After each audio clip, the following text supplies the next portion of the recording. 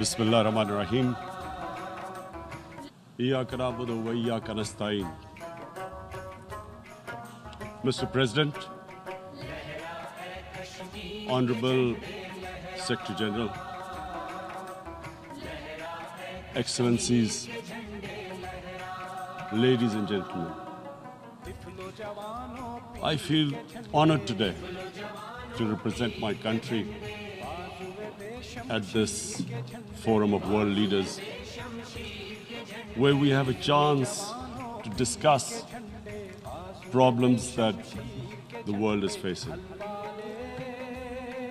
I want to talk about a lot of problems, but just four today. And I especially came to this forum despite